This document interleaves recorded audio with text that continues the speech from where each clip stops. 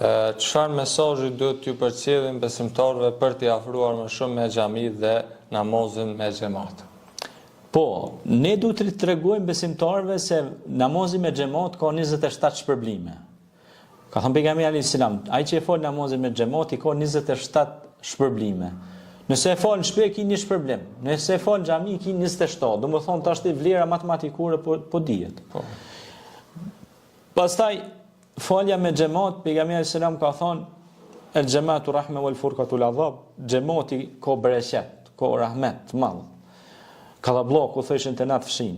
Atë në atë kuptimin e mirë të fjalës, jo që të fshin bën dëm, po që kur jeni bashk keni mundësi me bë punë shumë më të mëdha. Vetëm është sukraj zogu i braktisën, po nën, po bab, po kërka, kushtja quni kashore buk aty. A ku janë kallabllak ata mujnë me çu përpara shumë punë. Është sikur puna tash është një ndërtese. Ndërtesa ka mu ndërtue, po, një punëtor, çka bën ai?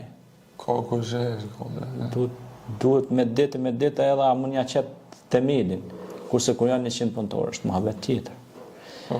Kështu që pastaj tjetra thot Zoti në Kur'an, wa'tasimu bihablillahi jami'an wa la tafarraqu, bashkohuni me zveti edhe mos u përçoni. Pastaj xhami vjen pe fjalë xhamia, që do të thot bashk shumë, bashkësi, një grup që falen bashk. Po pas faljes ata morrin edhe iniciativa për të bërë, për shembull, pastrimin e varrezave. Për të ndërtuar një shkollë, pse jo? Për të ndërtuar një urë, për të pastruar therrat në rrugë, për të ndihmuar njerëzit në nevojë. E kështu me radhë, a kupton?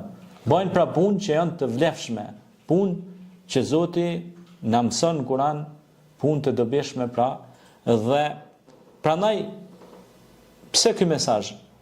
Që të rinjt vinë në xhami sepse aty mësohen se si të bëjnë punë të mira që të ndihmojnë edhe të rinjve të tjerë.